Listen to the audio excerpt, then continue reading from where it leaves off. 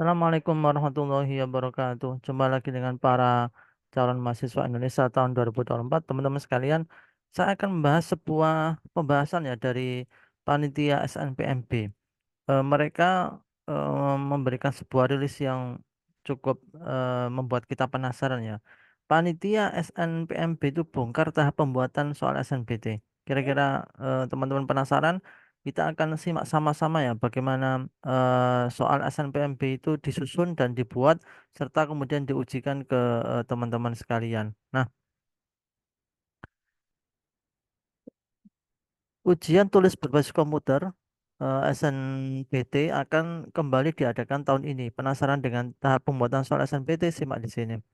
SNBT merupakan salah satu jalur masuk perguruan tinggi di bawah rangkaian Seleksi Nasional Penerimaan Mahasiswa Baru SNPMB. Seleksi berbasis tes ini nantinya akan menguji peserta dalam kemampuan tes potensi skolastik (TPS), literasi dalam bahasa Indonesia dan bahasa Inggris serta penalaran matematika.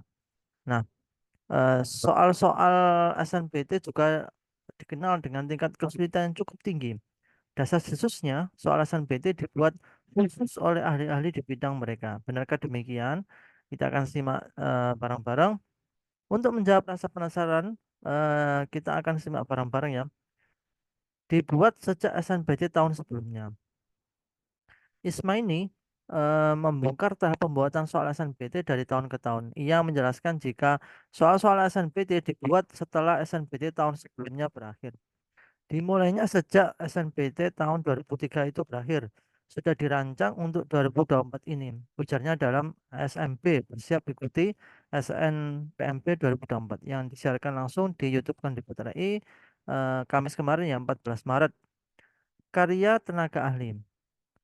Soal-soal SNBT dibuat langsung oleh para tenaga ahli. Para ahli diambil dari PTN yang tergabung sebagai bentuk kolaborasi.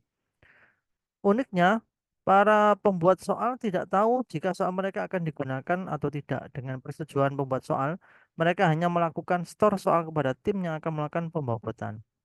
Pembuat soal pun tidak tahu apakah soalnya keluar atau tidak. Sudah ada gentle agreement. Jadi mereka itu betul-betul hanya store soal saja. Nah, ternyata dari dua keterangan ini, proses pembuatannya itu sudah tahun lalu ya, setelah SNBT 2023 berakhir, panitia itu langsung menyusun soal untuk 2024. Kemudian para penyusun soal itu ternyata tidak tahu ya apakah soalnya nanti bakalan kepake atau tidak.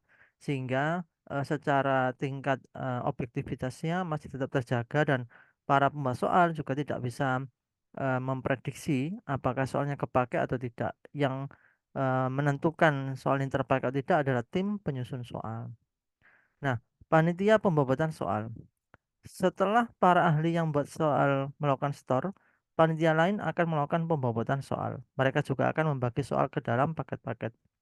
Jadi kalau seperti diketahui kita nanti UTBK-nya ada 14 hari, satu hari ada dua sesi, berarti ada 28 sesi. Soal yang disediakan itu sudah lebih dari 28 paket. Jadi paket-paketnya itu sudah ditentukan dari formulasi oleh panitia pembobotan soal. Jadi ini beda panitia, ada panitia penyusunan, ada panitia pembobotan. Nah, panitia penyusunan dengan pembobotan itu berbeda tim atau berbeda orang, sehingga yang membobot soal, yang membuat ke dalam paket-paket itu juga tidak tahu soal ini adalah bikinan siapa. Nah, dari situ diharapkan tingkat objektivitas dan originalitas soal tetap terjaga. Pastikan soal tidak bocor ya. Meski ada beberapa ragam paket soal, Ismail memastikan jika soal tidak akan bocor. Ia menjelaskan jika antar peserta dalam satu sesi akan mendapat soal yang berbeda. Meski berbeda sesi SNBT, soal tersebut juga akan diacak. Walaupun satu paket, tapi itu di random dan tidak sebelahan, tidak sama. Oleh karena itu, jangan kemudian berpikir bahwasanya ada yang menawarkan soal seperti ini karena itu tidak mungkin terjadi terangnya. Nah, ini ternyata teman-teman proses pembuatan soal SNBT yang selama ini kredibilitas dan originalitasnya masih bisa dipertahankan ya, dan ini untuk menjaga objektivitas supaya hasil SNBT benar-benar mencerminkan dari kemampuan si calon mahasiswa. Dan harapannya yang diterima adalah benar-benar yang mereka qualified, yang memang bisa menyelesaikan soal dengan baik. Semoga info ini bisa menambah semangat untuk teman-teman menyiapkan diri menyongsong UTBK 2024 yang tinggal sebulan lagi. Tentunya terus semangat. Sampai ketemu di video berikutnya. Wassalamualaikum warahmatullahi wabarakatuh.